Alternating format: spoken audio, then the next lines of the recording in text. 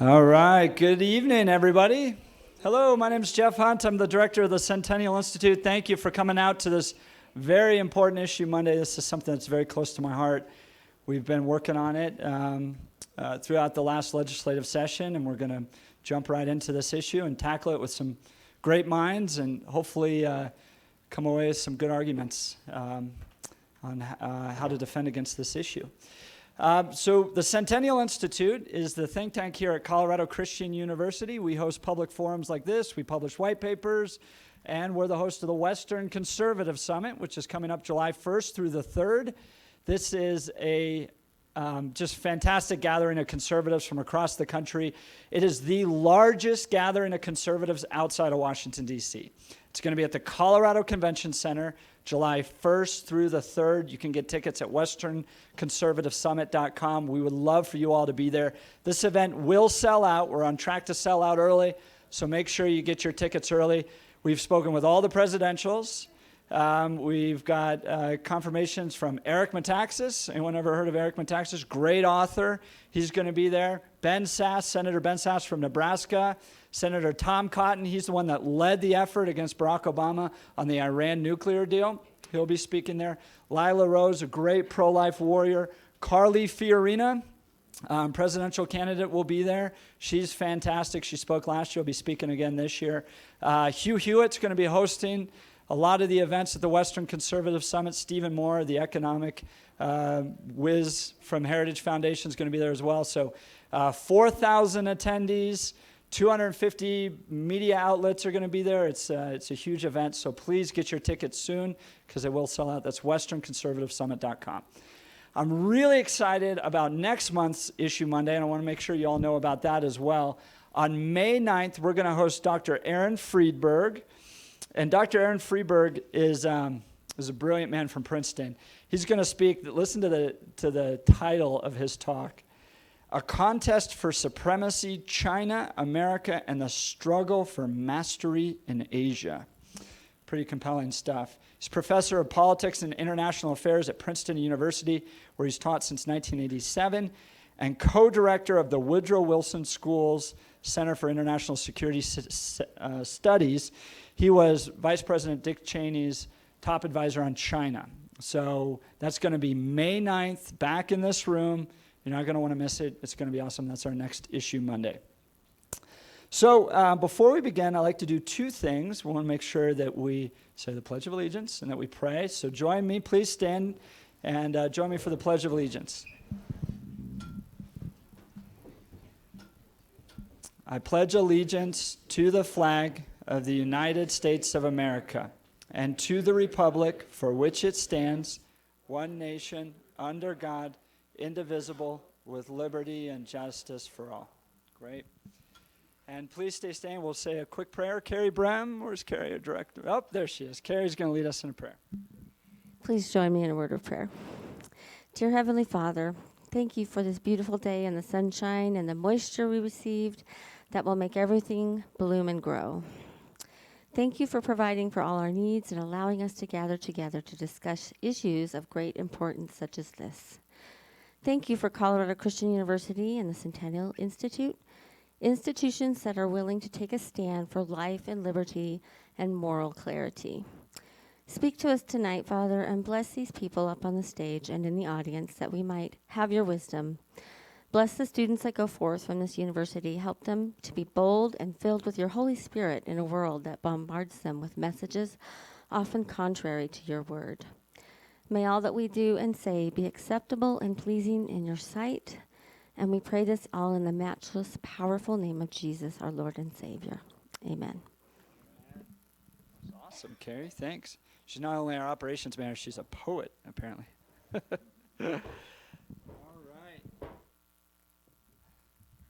Are we on? Are these live? Great. Well, thank you all for joining us. The issue of doctor-assisted suicide is unfortunately growing. More and more states are making this awful practice legal. And let me clear up any misgivings that you may have on our position here at Colorado Christian University and the Centennial Institute, that we are totally against this, and we are going to fight it every way we can. Just this past legislative session, a measure making doctor-assisted suicide legal was defeated in both the House and the Senate, but not by much. The sponsors of the House bill vowed before a hushed House chamber, and this is what they said in the Denver Post, that they will introduce this legislation again next year. And just this past week, a campaign launched for Initiative 100, which was also in the Denver Post, is a proposed constitutional amendment that would allow people with an incurable degenerative illness to hasten death. The measure goes further than the House and Senate bills that were defeated this last legislative session, in that it would allow others to administer the drugs to those who could not do so themselves. Let me make clear this distinction, because this is very important. The House and Senate bills would allow for physician-assisted suicide, but in those cases, the person would have to administer the drugs themselves. The campaign for Initiative 100, which was going to put a ballot initiative on your ballot this November, would allow you to administer that drugs to somebody else that does not have consent, either because they are incapacitated or just can't do it. That is euthanasia. Killing another person without their consent is euthanasia. And that's going to be on the ballot this November, very likely to be on the ballot this November. The issue of doctor-assisted suicide creates very unique coalitions, and that's part of the reason why we wanted to have this conversation. It's divided conservatives and libertarians, and you'll see that next week when John Caldera and I debated this issue on The Devil's Advocate, which is his TV show. That's going to air next Friday. But it's also created very unique coalitions between social conservatives, Catholic Democrats, and the disabled community in an effort to protect life, and in my opinion, push back on this growing culture of death. Many of us in this room are people of faith. We're driven by our faith to care for all people, regardless of their circumstances. Remember the Good Samaritan. Remember Christ's command in Matthew 25, that when I was sick, you looked after me. When cultures have historically murdered the weak, the helpless, and the vulnerable, Christians have created hospitals and orphanages. We push back. Life is valuable in all of its stages. It is to be honored and cared with the utmost respect, not quickly ushered off this earth. Tonight, to help us think through these issues and encourage us as Augustine would say, enlighten the dark corners of our culture, are Carrie Gordon Earl, Carrie Ann Lucas, and Michael Norton, and I'm going to read a little bit of their bios because they're all very impressive people. Carrie Gordon Earl, right here, is the Vice President of Government and Public Policy at Focus on the Family. She and her staff provide expertise on a range of social policy topics, including marriage, life, and religious freedom. Earl holds a Master of Arts in Bioethics from Trinity International University in Chicago, Illinois, and researches life-based policy issues, including abortion, end-of-life medical decisions, and doctor-prescribed suicide. As an often requested media spokesperson for Focus on the Family, Earl has been interviewed by hundreds of print and broadcast media outlets, including ABC World News Tonight, Fox News, The O'Reilly Factor, CNN, MSNBC, NPR, The New York Times, and The Wall Street Journal. Very impressive.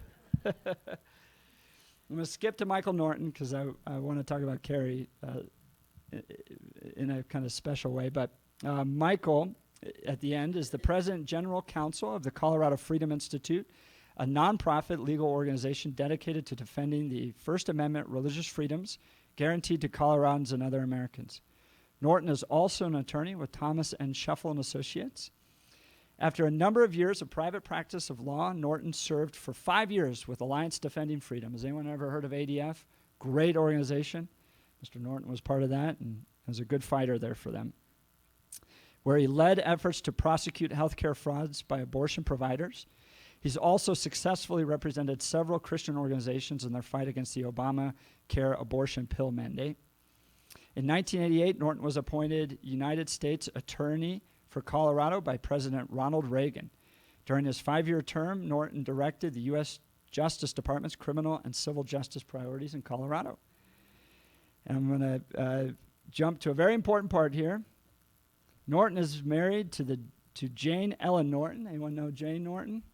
Wonderful, wonderful woman. Very proud of her. She's done great work. She served as Colorado's 46th lieutenant governor from 2003 to 2007.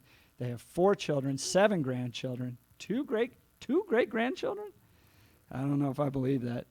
And they're active members of Cherry Creek Presbyterian Church in Greenwood. And Carrie Ann Lucas.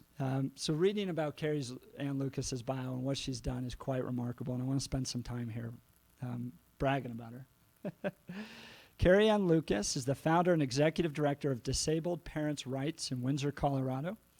Ms. Lucas is an attorney who specializes in representing parents with disabilities across Colorado.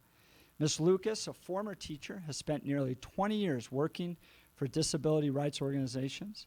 Ms. Lucas is a graduate of the University of Denver School of Law, where she was a Chancellor Scholar. She also has a Master's of Divinity degree with a concentration in Justice and Peace Studies from the Iliff School of Theology. She earned her undergraduate degree from Whitworth. She has been a recipient of the Equal Justice Works Fellowship and a Petra Foundation Fellowship. She's an advocate for children with disabilities and has adopted 4 older children. When not practicing law or attending her kids' activities, she enjoys photography, camping, fishing, and is an avid traveler. And if you were following this issue recently, you know that Ms. Lucas wrote an op-ed in the Denver Post that was very powerful, and I want to read just a section from this because it's very powerful. These words caught me. In a profit-driven healthcare system, people will die needlessly when insurance companies refuse to pay for necessary medications and equipment and instead offer to pay for a much cheaper lethal prescription. We've already seen that happen in Chicago where this is legal. We know that suicide is cheaper than treatment. I don't want to die. I'm not ready to die. I do not want to be driven towards death by a system that devalues my life. I have a lot of living to do. I have 4 children who depend on me. I have dozens of clients who rely on me as their lawyers. Those are very powerful words. Well, tonight we're going to cover a variety of kind of topics on this issue, and I'm going to turn it over to Carrie Gordon-Earl, who will start us off and kind of give us an overview. Thanks, Jeff. It's good to see you all. Thank you. Thank you, Jeff, for the invitation. I am honored to be here with Mike and Carrie Ann. These are some of my favorite people. And when it comes to issues like this that are not always a lot of fun to talk about, it's good to at least do it with people you like. So I appreciate you all coming out tonight. I think most of our brethren and sisterin would say, I don't want to go hear people talk about assisted suicide. So I really have to tip my hat to you. This is a tough topic. It's one that's got a lot of emotion, especially for those of us who've had loved ones that have died and maybe not died well. Maybe not had the best care at the end of life, loved ones that have been afraid. That all gets to the kind of core of who we are. So when we talk about this issue, I think it's important for us to do a couple things tonight. As Christians, as followers of Christ, I think it's pretty clear life is sacred, and we all adhere to that, I'm assuming being here tonight.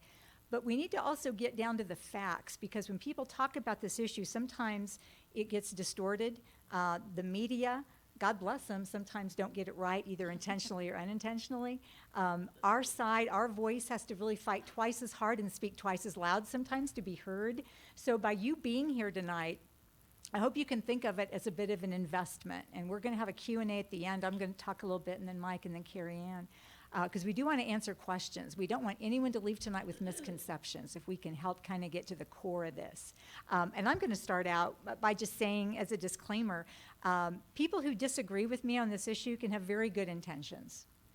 I think they may be misguided and misinformed, but I don't question their motives. I don't question their life experiences or their reasons for coming to the conclusion to support this.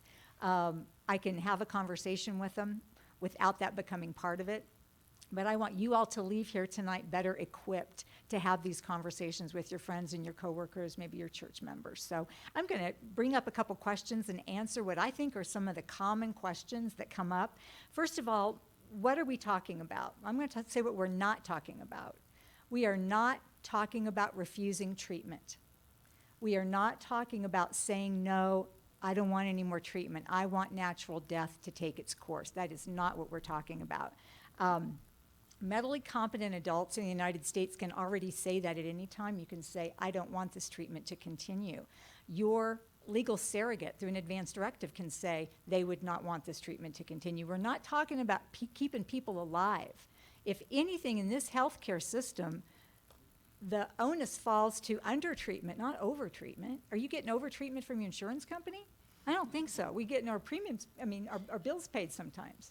So keep that in mind. We are not talking about refusing treatment. We're not talking about getting adequate pain relief. We are not talking about a double effect. We are not talking about so many of those issues that may get life support. That can all get confused with this. Also, it's important to know that technically suicide's not illegal, right? It's not a prosecutable crime. It is not something that we want people to do. It is bad for them, for their family, their community, but nobody's stopping them, right? The state of Colorado spends millions of dollars in suicide prevention each year. There's a commission set up for that the legislature did. This sends a really mixed message to people. Some lives are valuable, but some lives the state will sanction your suicide. So what are we talking about? Physician-assisted suicide, doctor-prescribed death. There are so many ways you can say it, but it really comes down to allowing a physician to write a prescription to a person who qualifies under a particular act to take their own life, usually by an overdose of barbiturates. So that is physician-assisted suicide. Jeff mentioned euthanasia. That is sometimes they're mixed together, but they are different. Euthanasia is when the doctor does it to you, or a third party does it to you, usually by lethal injection. And that's an important distinction because so far in the United States, the initiatives that we've seen have been by pills. Doctor gives me the pills, I go home and take them. But euthanasia is coming in. It's creeping in through that ballot initiative and some other things. Now, euthanasia can be voluntary. I'm asking for it. I'm volunteering. It can be, I didn't ask for it and you did it to me anyway, or it could be, I can't say anything and you did it to me anyway. So there are different ways that euthanasia can be practiced, and that's going to mean something to you a little bit later when I talk about Europe and what's happening there. So why are the three of us opposed to physician-assisted suicide? Let me give you just a couple ideas here. There are vulnerable patients, whether it is folks in the disability community or elderly, or when you're sick and you don't have people to defend you and be an advocate for you. Those are folks that are going to be especially at risk with this. It may not touch you today. You might be able to just live through this and die a natural death and nothing happens, but there are a lot of folks that will be vulnerable to this. So it's an opportunity for abuse. And again, in public policy, we don't look for the silver lining. We look for the areas that people could be hurt.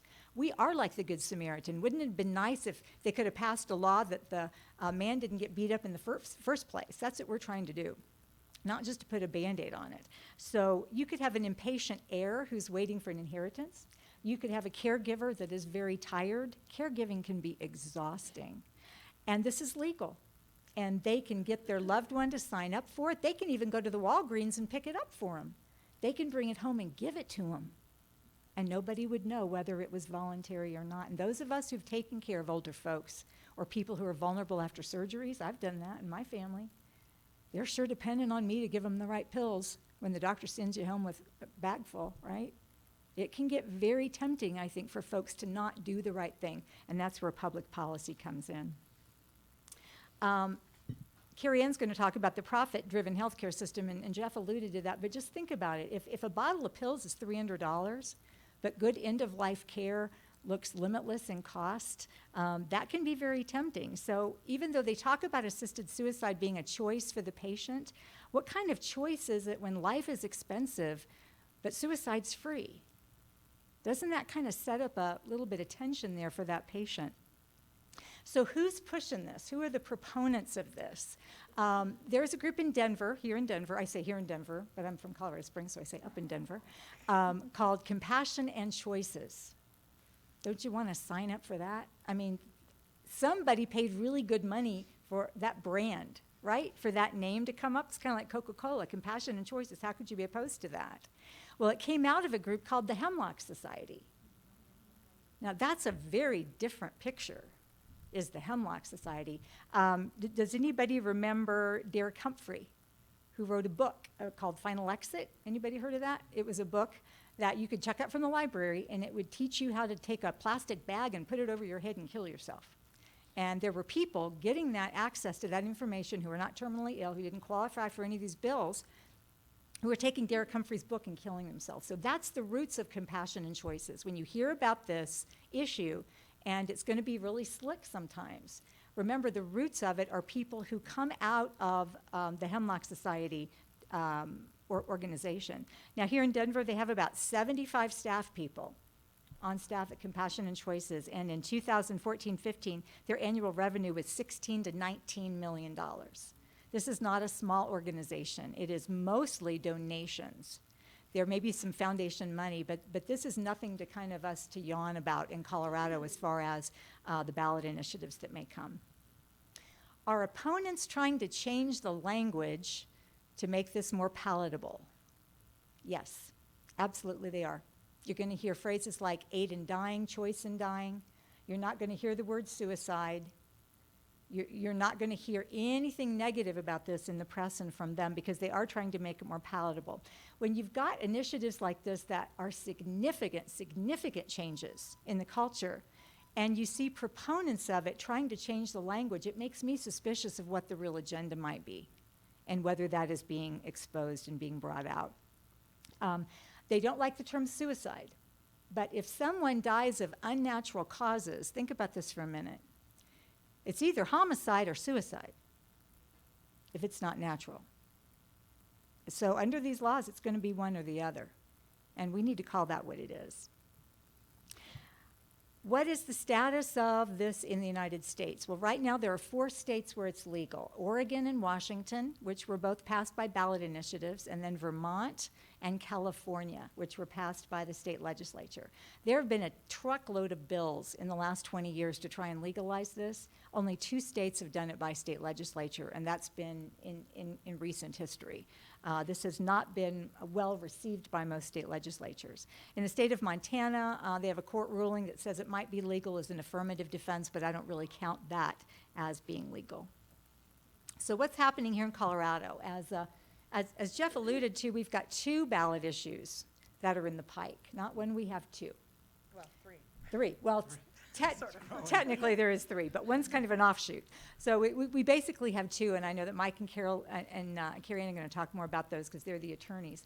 You have one that is filed by Compassion and Choices. It is basically the bill that was killed in Denver that they've put into statute form. And I got to tell you, 2 years ago, when I heard the first bill was coming, I've worked at Focus for 25 years now in public policy. We haven't had anything like this for the last 10 years or so. So we were really gearing up to try to respond. And the bill was killed in like 10 days, wasn't it, Carrie Ann? It was remarkable. And then this year it was killed as well. So I think they're getting tired of the legislature. They want to kind of roll the dice with the public on this. And living in a state that legalized marijuana, I have no idea what this outcome is going to be. It's going to be the Wild West. So the one initiative, 124, for you policy wonks who are looking this up on your phone and wherever, that is the Compassion and Choices initiative. It basically legalizes this, but you know what's interesting is they talk about, well, look at Oregon. It's going so well in Oregon. Well, the truth is we don't know what's happening in Oregon. It's shroud in secrecy. Oregon has a very minute report, a skeleton of data that comes out once a year. Catch this. The Colorado initiative doesn't require any reporting whatsoever.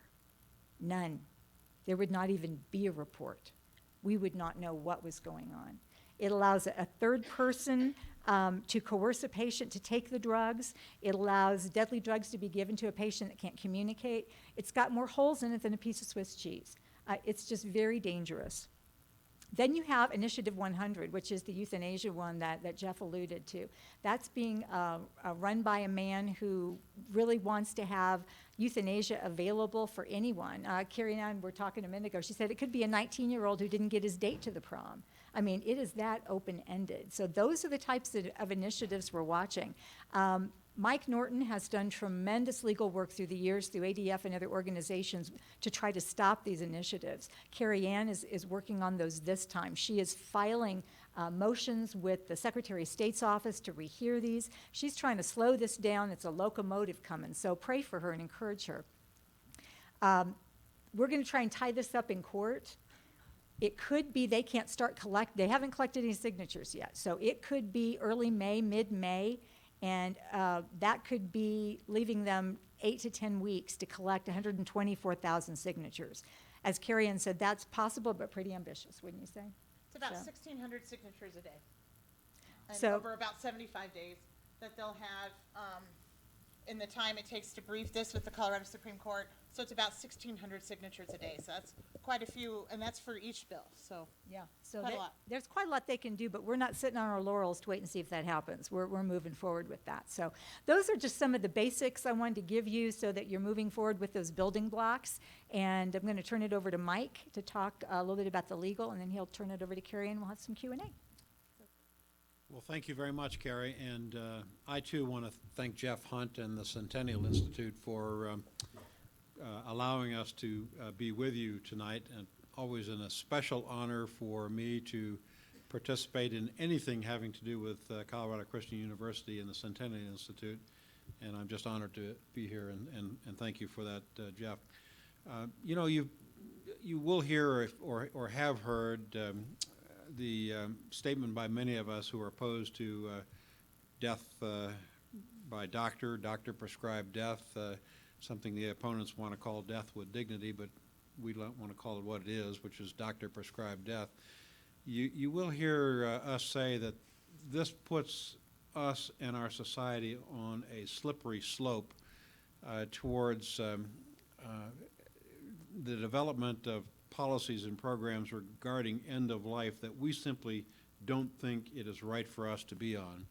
And as I was thinking of this idea of a slippery slope, I wanted to relate to you a true story about my involvement in 2000, of the year 2000, with a very small group of people who were at that point doing the best they could to oppose medical marijuana. I don't know how many of you remember the political fight over medical marijuana, but it was sold to the people of the state of Colorado on the basis that there were a handful of terminally ill cancer patients, and couldn't we just have the heart to let those handful of terminally ill cancer patients ingest marijuana during the last few days of their lives?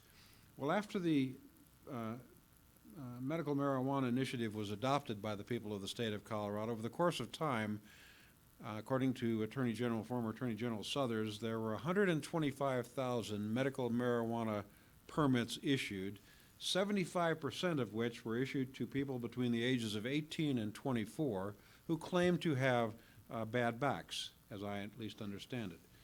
That's the slippery slope concept that we're on in this doctor-prescribed death as well, because you've seen what's happened with marijuana in our state. I, for one, am outraged, is the only word I can think of, over this state's acceptance of legalization of marijuana.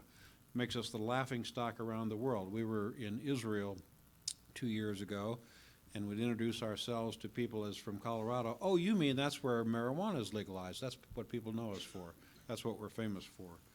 And today, this pressure in the state of Colorado by progressives or liberals continues to mount for a way, legally or by even amendment to the Constitution, to allow doctors to really abandon their historic roles as healers of people and instead help them to be, or authorize them to become, killers of people instead. Now, I'm supposed to outline for you a little bit about the legal background. First of all, it's very well settled, as Carrie articulated, that competent adults, and the word competent is very important here. That means you have the ability to make a decision of significance regarding your personal possessions, health, property, and effects. When you those of you that have gone to the trouble of creating a will, of executing a will, or all the documents that you might execute in connection with a will, trust and so forth, you have to have competence in order to be able to do so. You have to have the capacity to know who you are, know what you own, know who the objects of your bounty are, your children and others who you want to leave your property to. You have to be able to make those decisions knowingly and with competence. And so you have to be a competent adult to make a decision about life or about death. Competent adults have the ability to either receive or refuse medical care and treatment.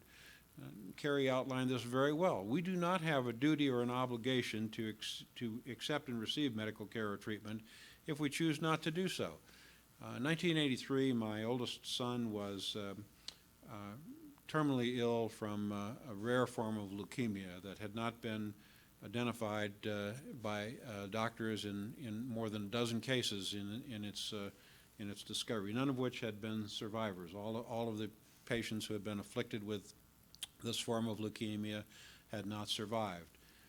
Toward the end of his life, he and we made the decision that it was no longer desirable or feasible to keep him on life-sustaining drugs and other kinds of things that kept him alive. And so we decided to end the treatment that he was being provided at that point in time. It was a very sad and a very difficult and a very significant emotional decision for me and my family at that point in time, but it was a decision that we made and we chose to make as we had the right to do. But the flip side of that is that no one has the right to take the life of another human being. Carrie said it correctly. If another person takes the life of a human being through other than natural causes, it is one of two things. It is either homicide or some form of homicide, or it is suicide. And I beg to differ with Carrie on this. Suicide has been in our society illegal. It has been prosecutable as a criminal offense.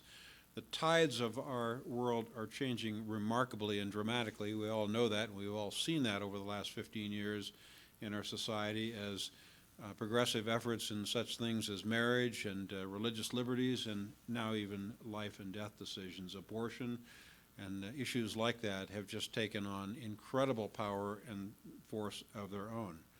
Over the course of the Supreme Court, the United States Supreme Court has decided 4 cases on which the right to die have been involved. And I'll give you more details of those. Actually, the details of those are in a paper the Centennial Institute published that I authored, and a colleague of, just happened to have it there, policy brief, just happened to have a copy of it here. A colleague of mine, Natalie Decker, authored a couple of years ago, and we're in the process of updating it. But the Supreme Court has authored opinions in 4 cases that involved the right to die, 3 of which involved doctor-prescribed suicide. In all of those cases, the Supreme Court has confirmed that the protection and preservation of human life is a legitimate state interest, and that there is no 14th Amendment, due process, equal protection, or any other constitutional right to physician-assisted suicide or to euthanasia. In fact, in one of those cases, the Nancy Cruzan case, the Supreme Court said, all civilized nations demonstrate their commitment to life by treating homicide as a serious crime. Moreover, the majority of states in this country have laws imposing criminal penalties on one who assists another to commit suicide. We do not think a state is required to remain neutral in the face of an informed and voluntary decision by a physically able adult to starve to death. In other words, there is no right to physician-assisted suicide or death by doctor. The court also, interestingly enough, acknowledged in this Cruzan case that family members, in some circumstances, will not act to protect their ill family member, and that an erroneous decision to withdraw life-sustaining treatment cannot be corrected. It is the end of the story for that particular person. It cannot be altered. It cannot be changed. They put their finger on it, just as Carrie was identifying. There are motives and motivations for the death of others that are not based on the goodwill, the good intentions, or the desires of the person whose life is being terminated. The other, perhaps most significant right to die case by the United States Supreme Court is called Washington versus Glucksberg. Now, these are older cases. And I hasten to I'll tell you a little bit more about this case in a moment, but I hasten to add to you that the most significant development in First Amendment, religious liberty, sanctity of life, marriage and the family, and assisted suicide issues, the most significant development in the last 20 years is the death of Justice Antonin Scalia. Justice Scalia was a genius, an incredibly brilliant, spoke here in this very room, Jeff, several months ago, I think it was this very room, and I was privileged to hear him on that occasion, later at a lunch here at CCU, a brilliant jurist who was characterized as being an originalist. He characterized himself as an originalist. He would say, if it's not in the Constitution, it's just not there. You can talk all you want about rights that ought to be in the Constitution, but if they're not there, they're not in the Constitution, they're not rights that are guaranteed by the Constitution of the United States. A lot of the progressive, left-wing, liberal media and others would scoff at Justice Scalia and try to characterize him as an ignorant buffoon, but the man was a genius, and he pulled the left-leaning members of the Supreme Court back over toward the center with his brilliance and with his arguments and with his wit and his wisdom. That's no longer there. My hope and prayer is that Justice Alito and even Justice Thomas, who curiously enough, the day after or the week after the death of Justice Scalia, spoke up and asked questions in a Supreme Court oral argument for what the press would say is the first time in history. I would say he doesn't need to know ask questions, because he already knows what the answers are to the questions he's going to ask. In the Washington versus Glucksberg case, the court held that the 14th Due Process Clause does not provide a fundamental liberty interest in doctor-prescribed suicide. This is interesting because for those of you that are constitutional law buffs or scholars, the Supreme Court held just the reverse in Roe v. Wade in 1973, and that was that the 14th Amendment had hidden in its penumbras, and penumbras is a fancy legal word that means vibes or emanations. Woo, I can hear them coming now. In the emanations of or penumbras of the 14th Amendment, there was hidden a right to privacy that guaranteed people the right to abortion in almost all cases. We've been fighting against that Supreme Court decision since 1973. But the Supreme Court has decided that's not the case. There is no such 14th Amendment right for doctor-prescribed suicide. How Justice Scalia's death may change that, may tip the balance towards physician-assisted suicide remains to be seen. It's why, I parenthetically add, it is so important for you to speak up to your senators and congressmen and to others about the nomination to the Supreme Court that President Obama has made, that should not be confirmed by the United States Senate. Under no circumstances should it be confirmed until there is a new president in office. In Gonzalez versus Oregon, which is a more recent case involving the issue of laws of right to die, you heard Carrie talk about the Oregon law, and frankly, she's very correct. It's empty of any reporting requirements, just as the Colorado law would be. There would be no reporting requirements. Therefore, nobody knows exactly what's happening, who's dying, or why they're dying, or when they're dying, or how they're dying, when the medication is being prescribed, when it's being taken, or who is even taking it, and the doctor is not even present when that happens. In this case, then Attorney General Alberto Gonzales sought to adopt a regulation, and did adopt a regulation which which found Oregon's assisted suicide law was against the Controlled Substances Act, because the use of the drugs that were being prescribed in Oregon were controlled substances, were scheduled controlled substances. Supreme Court, in hearing that case, didn't find that there was a right to or a right not to assisted suicide. It simply said that Gonzales exceeded his legal and constitutional authority. There's no right in this Controlled Substances Act for him to reach the conclusion that he reached regarding the use of those drugs. Quite interesting, I think, in light of the climate in today's constitutional arena, whereby President Obama and others under his direction are simply inventing laws without any legal authority and not being held accountable for it. So no Supreme Court case stands for the proposition that life does not deserve to be protected, even if someone does not think that life is not intrinsically valuable. And I'm a big buff of religious liberties and First Amendment rights. I rest on the statements of the Bible in Genesis 1:1, which goes as follows: Bereshit bara Elohim hashemayim v'ha eretz, which means in the beginning God created the heavens and the earth. God created all life. All life is intrinsically valuable to God. He is the God of life, not the God of death. I have an interesting quote for you to close with from an individual who is an oncologist, a former White House advisor, and brother of Chicago Mayor Rahm Emanuel, who you probably all well know and identify as one of President Obama's chief advisors, former advisors. Dr. Ezekiel Emanuel says, quote, once legalized, doctor-prescribed suicide and euthanasia would become routine. Over time, doctors would become comfortable giving injections to end life, and comfort would make us want to extend the option to others who, in society's view, are suffering and leading purposeless lives. Think about that for a moment, because once this physician-assisted suicide is adopted in the state of Colorado, as is the case in Oregon, in California, and the other 2 states where it has been legalized, there is no end to the malevolence that will occur in our society. And what began as a purported effort to help those suffering with unbearable pain, like those few terminally ill cancer patients who only needed a little bit of medical marijuana to survive their last days, will be an absolute disaster, resulting in the murder of hundreds and thousands of human beings whose lives are intrinsically valuable. I'll step in with why the disability community is opposed, and I thank Jeff and Centennial Institute for having us, and appreciate being up here with Carrie and Mike.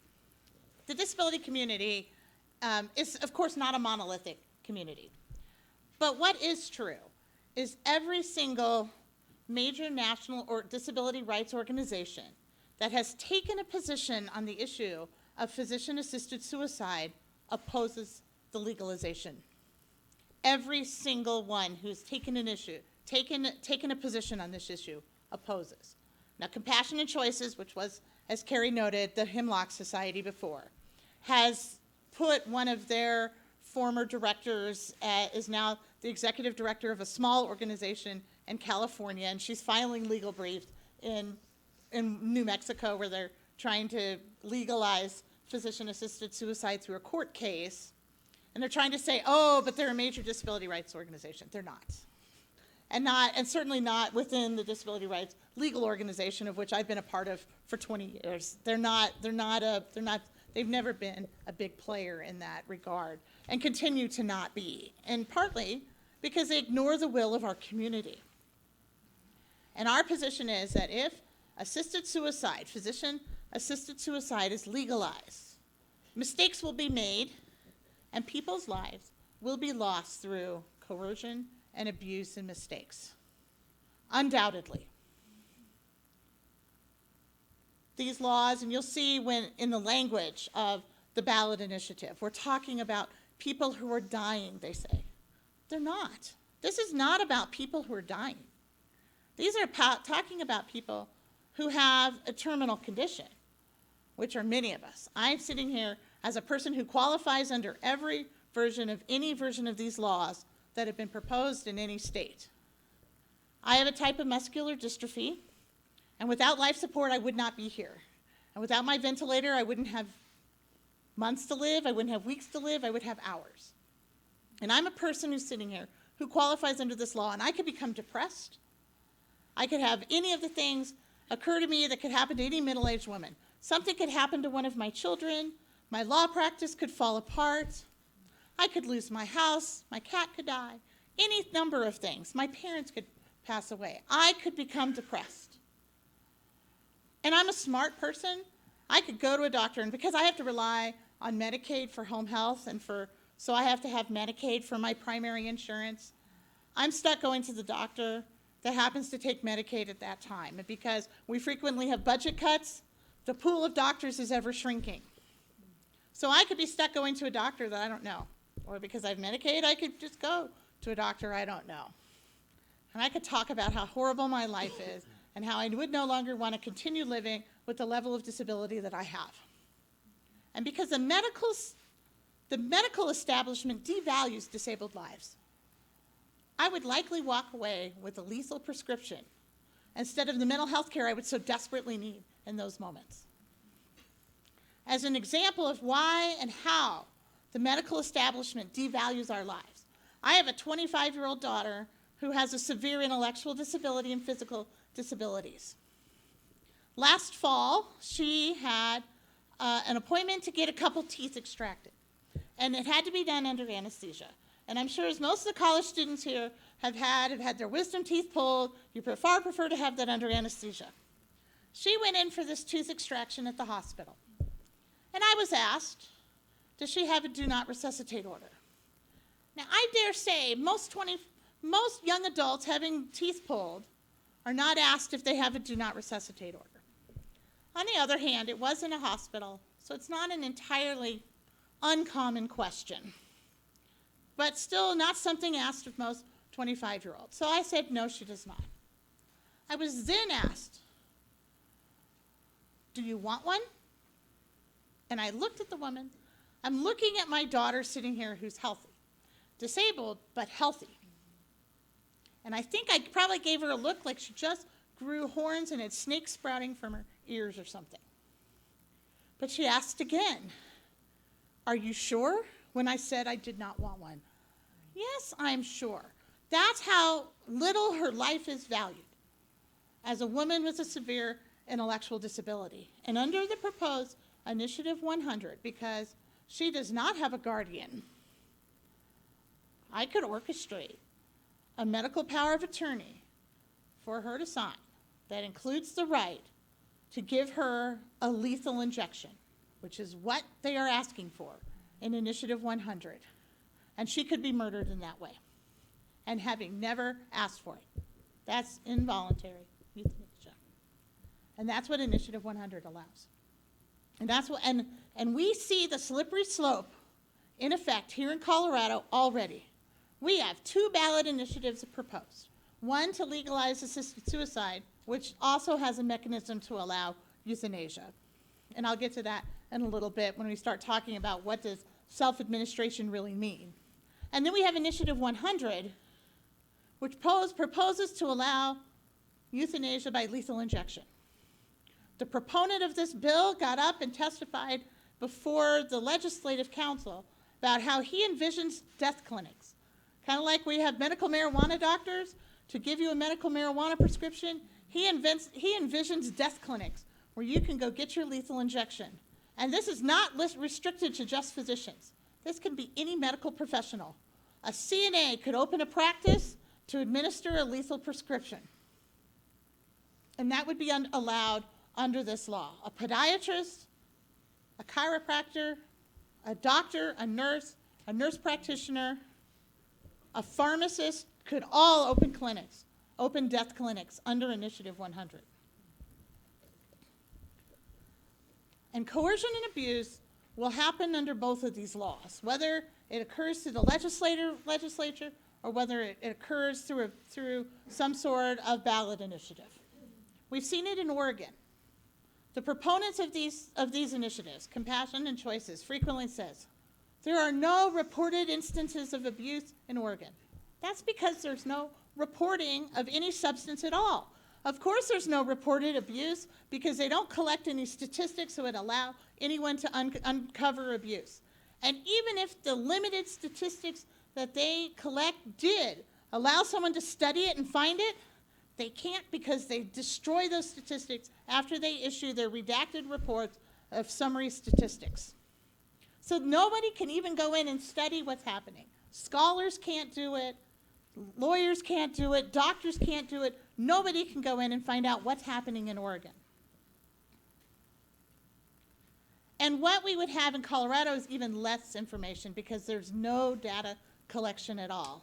And the laws here require doctors and coroners to put misinformation on death certificates. Requires the death certificates to say the person died of whatever the underlying condition is. And that underlying condition, under all of these laws could be something as simple as insulin-dependent diabetes. Without insulin, you're going to die within 6 months, undoubtedly, which means you qualify for these laws.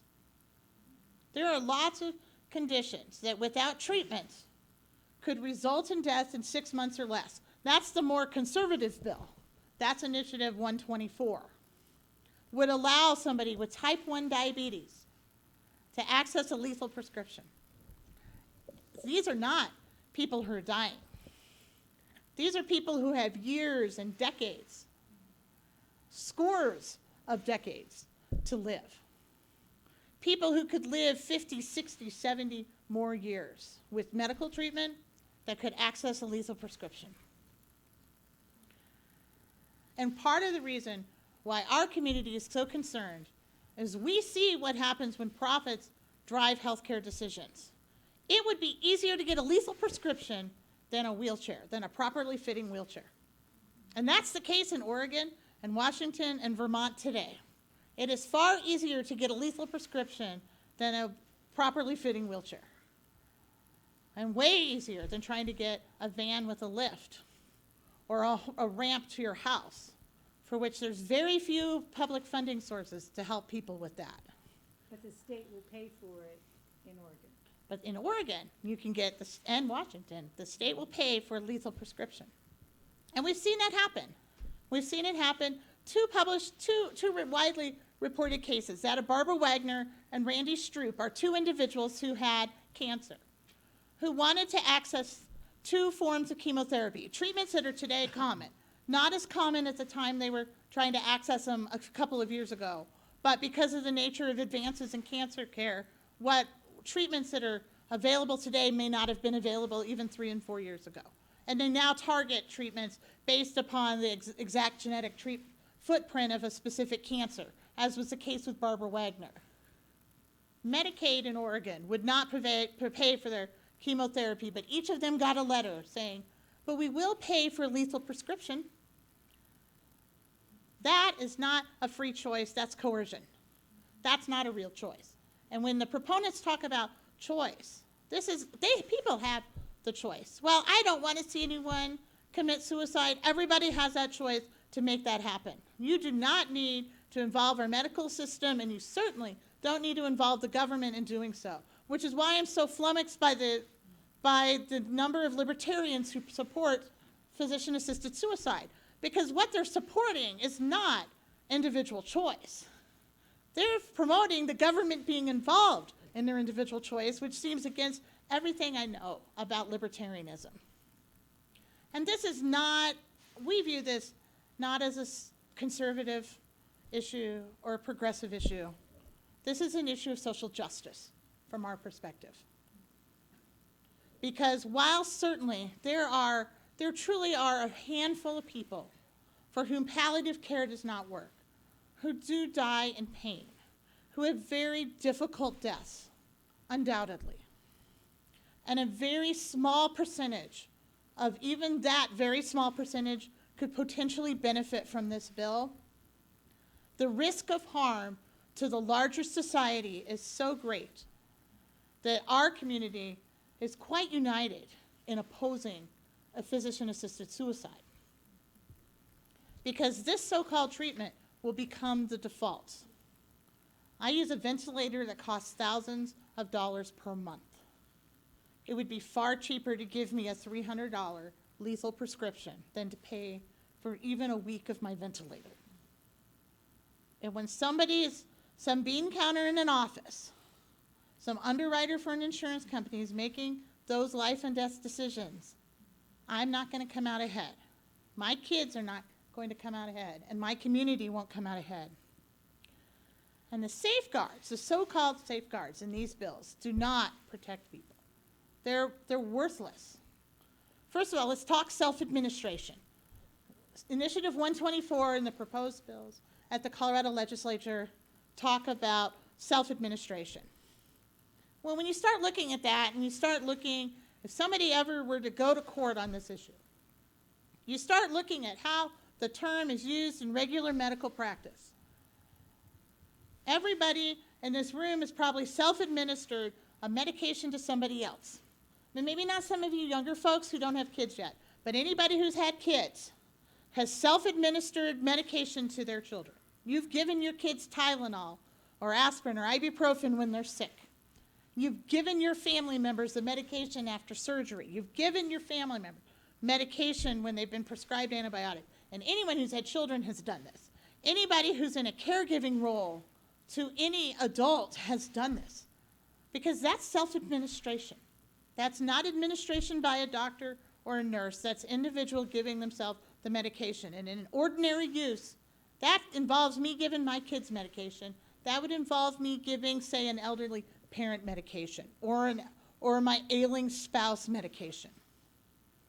And that would all be covered under Initiative 124. So the proponents keep saying, oh no, this isn't for people who can't take the medication themselves, yet they trot out story after story after story of people who have ALS, which is a neuromuscular disease similar to what I have, where people have lost hand and arm function, have lost the ability to swallow. Those are the stories they're trying to use to sell this to the public. And yet they try to go under the guise that this is self-administration when they know that's not truthful, because they absolutely intend for this bill to apply to those folks. In fact, one of the people who are proponents of this bill, one of the people who have sponsored both versions of the assisted suicide bill in front of the title board, is a woman whose father's story was in the Denver Post, who had ALS, who begged for the right for assisted suicide, for physician-assisted suicide. And you can betcha she's not advocating for a bill her father could not have used. She's advocating for a bill that she knows her father could have used, because self-administration means nothing. That's not a safeguard. And when somebody else gives the medication to their loved one or their not loved one, that's euthanasia, and that's what we're talking about. There are no witnesses required at the time of death. So I'm somebody, my attendants help prepare my medications. They put them in syringes, and while I give my medications to myself, I don't watch what they put in the syringes for me to put in my G-tube. I don't watch them put them together. So if I got that lethal prescription and I decided not to use it, there's nothing stopping one of my attendants from, say, taking that medication and putting it in the syringe and handing it to me with my other meds. I'd never know. There are no safeguards to prevent that from happening. There are no safeguards to prevent somebody from putting the medicine in grandma's applesauce and feeding it to her. And she would never know, because there's no witnesses at the time of death in these bills. There's no way to ensure that this was a voluntary decision on the part of the person who had the prescription. There's no control over who's doing the helping. And because of that, these present great risks, particularly to elders, particularly middle class and upper middle class elders who have estates that people can benefit from. Those are the people who are most at risk from these bills. Because people do have impatient heirs. People do have exhausted caregivers.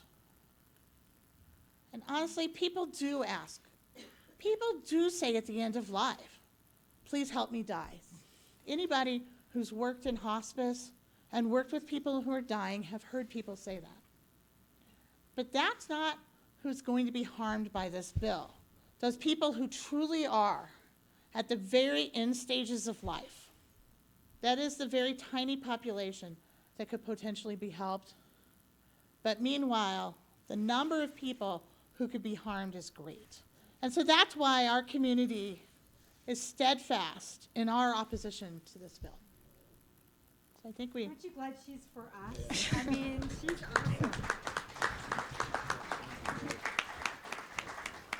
We're going to open it up to questions. I do have a few questions before we begin, and then Carrie will be walking around with a little mic, so you need this one? Great. Thank you, Carrie. Mike, this question's for you. You talk a little bit in this report about what's happened in other countries that have done this. Can you highlight a little bit of that, what's happened in Europe and some of the other areas, so that we get a Yeah. good sense of where we're going with this? I actually was going to make some comments about that in my presentation, but Carrie had covered it a little bit.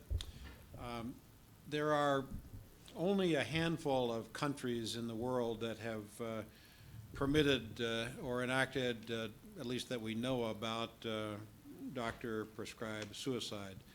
Switzerland is one, has had in place death by doctor for many years, and you may have read over the years about the problems in Switzerland. They're very much like the problems in Oregon. There's no reporting, and nobody really knows exactly what is happening, who's dying, and for what reason or at whose hands. Of course, I think everybody would identify that maybe one of the sources of physician-assisted suicide was Adolf Hitler in Nazi Germany. Hitler's personal physician was in charge of the Nazis' program called T4 euthanasia program, which was instrumental in euthanizing thousands and thousands of people, mostly people of Jewish faith. I'm sorry, I'm digressing a little bit, but I just finished reading a book called Boys in the Boat, and if any of you have not read the book Boys in the Boat, I encourage you to do so. It's a wonderful story about the Washington crew team competing in the 1936 Olympics in front of Adolf Hitler. Great story. The Netherlands first implemented physician-assisted suicide in 1973 when a Dutch doctor gave her grandmother, 78-year-old mother, who was deaf and partially paralyzed, a lethal injection. We don't know to this day whether or not that mother was one of those people who Carrie Ann has talked about that had no desire to see her life ended at that point in time. The doctor was in fact later convicted of murder. However, the court suspended her sentence, finding her to be, quote, compassionate, close quote. And then Netherlands legalized physician-assisted suicide in 2002. Australia had physician-assisted suicide in its jurisdiction in the Northern Territory areas for a short period of time in 1996, but repealed that. Colombia, the court of the South American country Colombia found that Colombia citizens have a constitutional right to euthanasia for those terminally ill patients who request it. Again, the issues of reporting and accountability are non-existent. Belgium, Luxembourg, and Canada are all in the category of doctor-prescribed or assisted suicide, some by legislation, some by court rulings. So that kind of gives you an idea of where we are. I would add one thing. The idea in terms of eugenics really started in this country, however, and Hitler adopted it, but here in the late 1800s and early 1900s, eugenics was very common.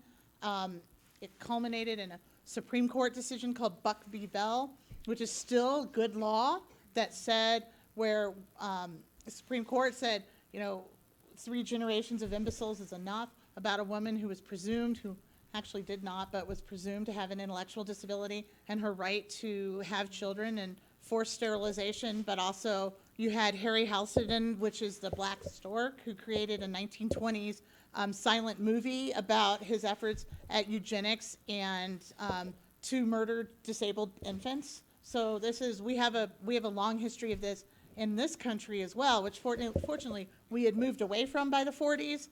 But it's something that we also should keep in mind, is that we have that background here as well. And I want to add to Carrie Ann's correct analysis of the history of eugenics in this country, that one of the primary motivating sponsors of eugenics in this country was Margaret Sanger, founder of Planned Parenthood, which still exists as a motivation in Planned Parenthood to this day in minority and black communities.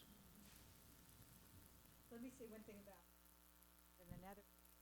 Initially, they had assisted suicide and euthanasia legalized, but everyone opts for euthanasia because it's a lot easier. You don't have to swallow the pills. You don't take a chance the patient's going to vomit. You don't take a chance the patient's going to become unconscious and not die. Euthanasia is a lot easier. It's a lot cleaner. And when countries have an option, that's the one that they default to. There was a government study recently that found that 7% of the intentional deaths in the Netherlands are people who were killed and did not ask to die. And that's a very recent statistic. That's thousands of people. They actually have a category for that. Basically, death without explicit consent. So that's what's happening in Holland. Once you kind of open that door, this idea of a slippery slope is often poo-pooed, if you will, by proponents of this. But you can't look at what's happening in Belgium and the Netherlands. In Belgium, it's Katie bar the door. Listen to some of these. There was a man that was euthanized after a botched sex change operation. There were two identical twins who were euthanized together because they were going blind, and they were so close they couldn't deal with the fact they might not see each other again. These are the types of cases that doctors will euthanize. They will euthanize disabled infants. This does not stay restricted. This is like putting fire in a paper bag. You cannot contain it. The human nature is too evil to do that in Europe, and you can see why we're such advocates of this not coming here. All right, questions? Yeah, go ahead. Oh, you may want to turn it on. I don't know if it's turned on, Carrie. Right? So.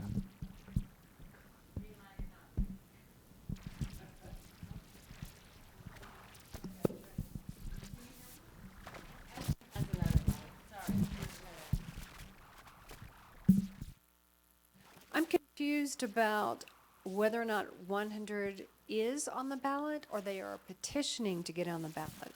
Is there anything as a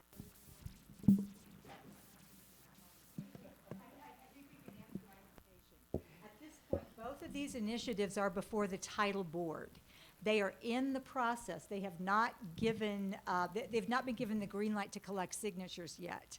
It will also be challenged by Carrie Ann's group at the state Supreme Court. So we hope to tie this up in court to the point that they have very little time to collect signatures, but they are not collecting yet that we know of. If they did it right now, and the title board of the Supreme Court changed any of their language, all those signatures would be lost. And they're going to have to buy a lot of them because they don't have a big grassroots like really the pro-family community does. Let me add to what Carrie has just said there. This is a little bit of a kind of inside baseball technical area, but in order to qualify a citizen initiative for the ballot in the state of Colorado, it's got to go through a process whereby, first of all, it's considered by a legislative council group of the state legislature, then referred to what Carrie referred to as a title setting board. The title setting board is a group made up of a representative of the Attorney General, of the Secretary of State, and of this Legislative Council Service. And because the legislature and others have not understood or thought that the citizens of Colorado had the intelligence to make up their own minds on initiatives, the law requires that initiatives, citizen-initiated measures, have to be single subjects, can only be one subject, can't be multiple subjects, and have to have clear and non-deceptive titles. That's the purpose and role of the title setting board. It decides whether there is a single or multiple subject in the proposal, and if there is a single subject, whether the title is clear and not misleading. Now, until the title board rules on that issue in this or other cases, the proponents are not able to obtain signatures for their petitions. And so what Carrie is saying, Carrie Ann is doing, is throwing up as much by way of appropriate, reasonable, and legal roadblocks in that process as is humanly possible to keep, first of all, keep them off the ballot if that's at all possible, but to minimize the amount of time that would be available for them to circulate and gain signatures. 65% of Coloradans would support these. Where are they getting these numbers? Well, I think some of it's the language they use Yeah. in these polls. So they're using euphemisms like medical aid in dying. When I hear medical aid in dying, of course you want medical aid in dying. Who doesn't want to help somebody who's dying? You think pain medication, you think palliative care, you think hospice. They're using this type of language when they're polling people. So we'd like to see, we know when the Pew Research Group did a poll using less euphemistic language, that it was about 45% of people supported this. So there's quite a lot of difference. And there's a lot of misinformation. Again, if you're getting your information about this from mainstream media or other sources that either may be confused or advocating on their own, I think a lot of Americans haven't taken the time that you guys, and I applaud you again for coming out tonight to listen to this conversation. A lot of people really don't know what it's about. You all seen the political campaigns, you know how brief political ads, 30-second political ads are, and how they touch on emotional messages such as Carrie Ann has identified. These are very difficult and expensive campaigns. We're just hopeful that we can keep this initiative off the ballot, but if it's on the ballot, we can raise the funds necessary to defeat it. I'm going to change the topic just a little bit because I want to be able to speak about this powerfully. And one of the things that I have a little bit of a disconnect about is profit motives versus cost control. So we know that a lot of what goes on in healthcare is adopted first from Medicare and Medicaid and what the government requires. For instance, all the coding that we have in the insurance system today was all founded by the government requirements for those programs. And when I was listening to Ms. Lucas talk about this, it reminded me of Obama coming out during the Obamacare debates, saying, well, you know, rather than have the surgery, sometimes you need to just take the pain pill. So the Medicare and Medicaid, you know, programs right now, for instance, with Medicare, I get them mixed up, but I think it's Medicaid, where they're talking about that. The biggest bottom line number for that, or the biggest cost number, are joint replacements. So they're trying to find ways to avoid the joints. Okay, so you agree with that. So when I look at this, I want to be able to speak powerfully, and I understand that our insurance companies do have a profit motivation. But I'm just wondering if it's more powerful to speak about it from the fact that the government is pushing for cost controls because of limited tax dollars. Could you talk about that just a little bit? It's certainly one of our concerns across the board. I mean, we see that. That's when I say it's easier to get a lethal prescription than a well-fitting wheelchair. A wheelchair like mine costs around $30,000, and a lethal prescription is a couple $1,000s. Without a good wheelchair, then people are stuck in bed. People end up with pressure sores, with bed sores. People can't work. You can't raise your family. You can't be involved in your community. All of those things lead to depression, which coerce people into asking for things like lethal prescriptions because they don't have choice. So do I think that the government's going to say, no, we're going to only cover this and not cover wheelchairs? No, but there's so many roadblocks in the way of getting good health care coverage, because whether it's private insurance or whether it's publicly funded insurance, ultimately cost containment is a big buzzword across the board. We hear this all the time in Medicaid, we hear this in Medicare, and you hear this with private insurance, cost containment. Because when you start talking about people who are high utilizers, who are generally, that's a euphemism for people with severe disabilities, that's what you're talking about. So we are going to be coerced into these decisions, which is why we're so concerned about it. But it is across the board. It does not matter if it's private insurance or if it's public insurance. The two cases I talked about in Oregon are both Medicaid. The Oregon Health Plan, which is a Medicaid version in Oregon. So Karen, would you say, to add on to that, then when you've got a profit-driven healthcare system coupled with cost containment by the government, you've got a double whammy there to be concerned about. So those two come together to really make this even a more urgent concern.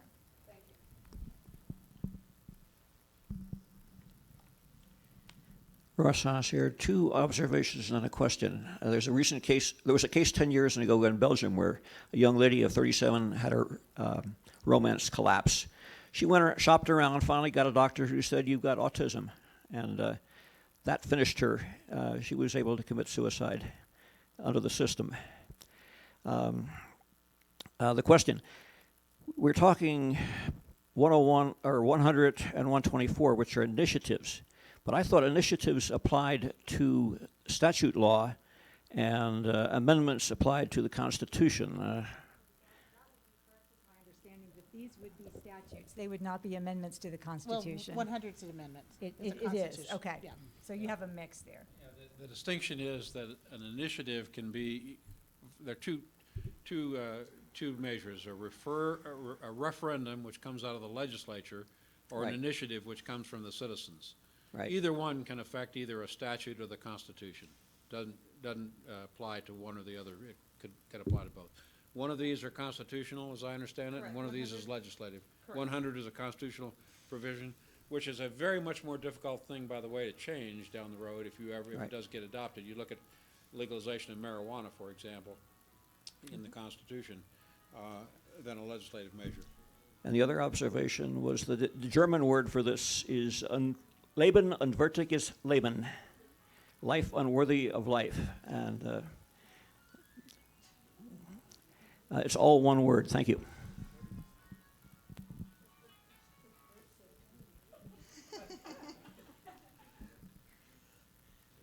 Hi, I'm wondering what the impact of these initiatives would be if reporting were required and how that would be a different effect.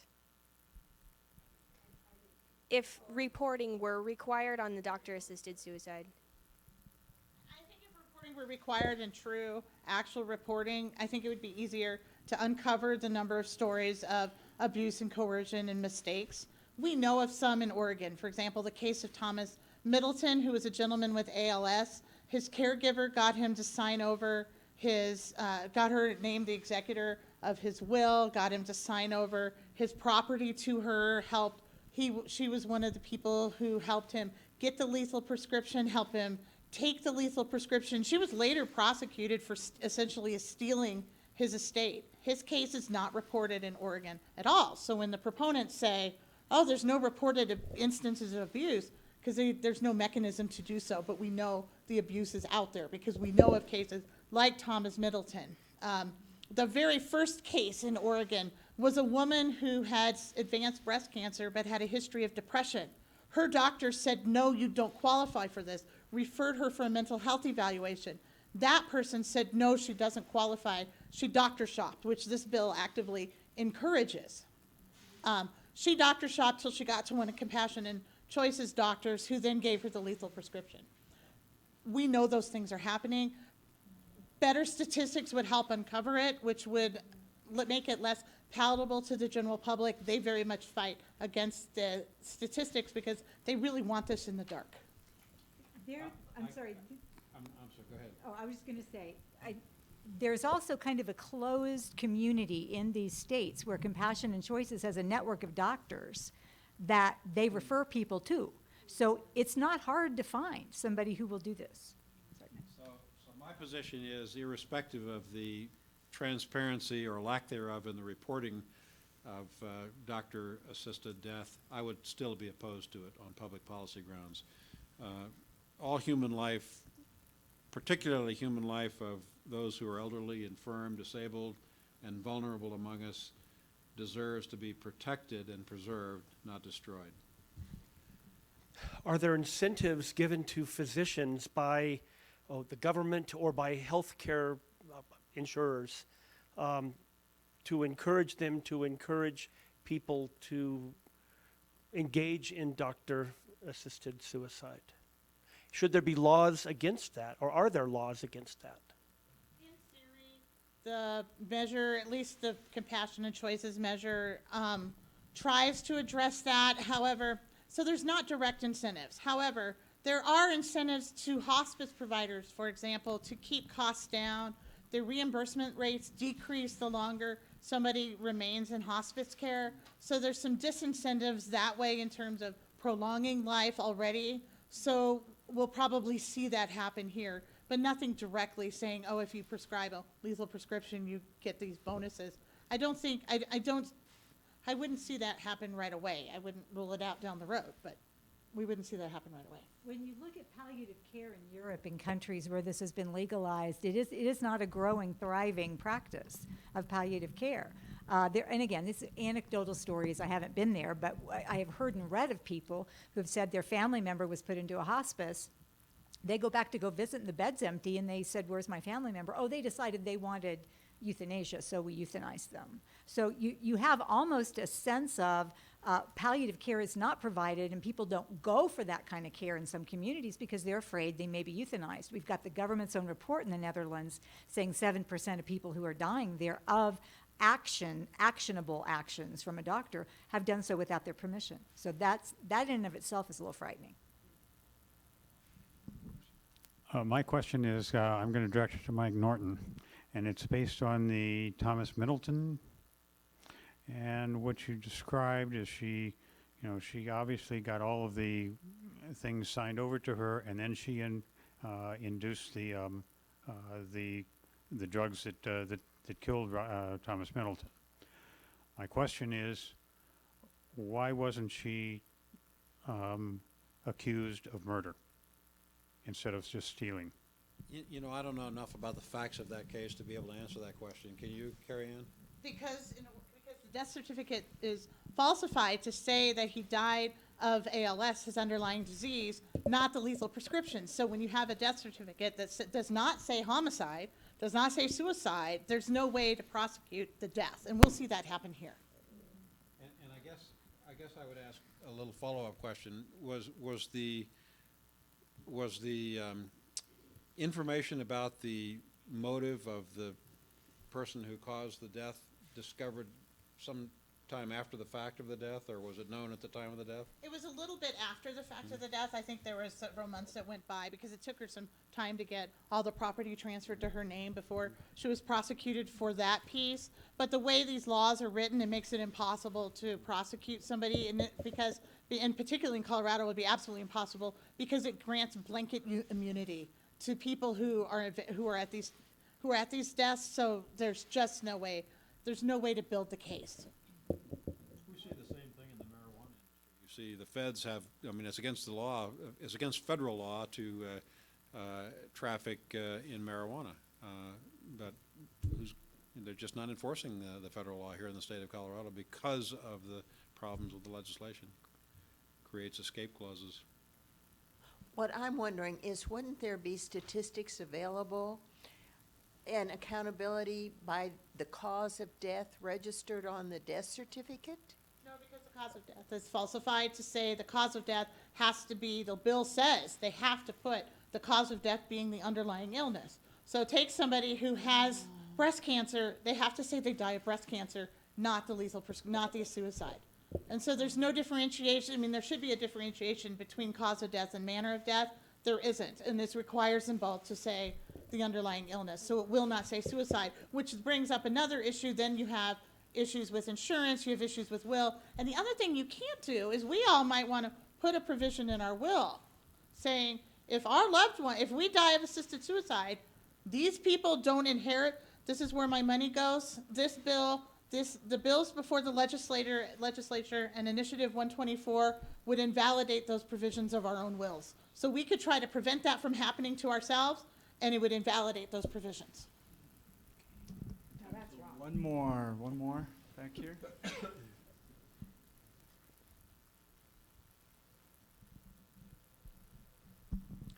You talk about this as if it's not going on right now.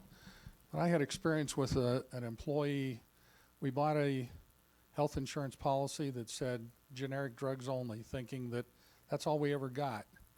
Then my employee, I wheeled her into the oncologist's office, and they told us, oh, you have generic drugs only? There are no generic cancer drugs. They treated her for 2 weeks, sent her to hospice, and she was gone in 30 days. That occurred here in Colorado. And I frankly spoke at a symposium in Vail in January where a retired family physician admitted he had given lethal doses to people. He had euthanized people. It does happen. It's going to happen a lot more. And absolutely, insurance problems and the problems with accessing health care in this country cause untold people to die. This will make it worse. This will now give people, and that's how people are coerced into doing this. So instead of trying to challenge an insurance company and try to fight for it, now they're going to say, oh, but we'll give you a lethal prescription. What choice do people have? It's not really a choice.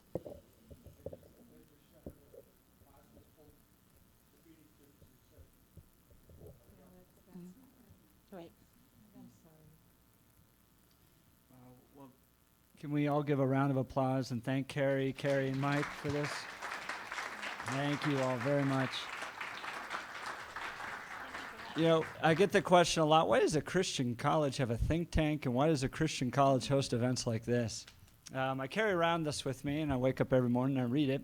It's the Colorado Christian University set of strategic objectives. And the one that I'm tasked to fill is on the very back here. It's the top one at the back. I'm just going to read it to you so you get a good sense of who we are. Impact our culture in support of traditional family values, the sanctity of life, compassion for the poor, biblical view of human nature, limited government, personal freedom, free markets, natural law, original intent of the Constitution, and Western civilization. Right there.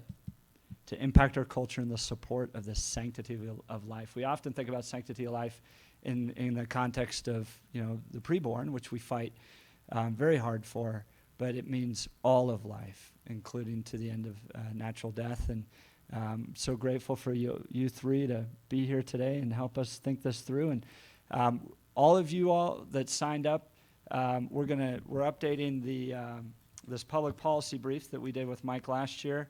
I'm going to send it to you all as a PDF, so you have all the arguments made today that will be in your inbox in the next few days. So this will be coming for you. And if you have any questions, we'll be sticking around. Happy to answer them for you. But thank you all for coming. God bless you.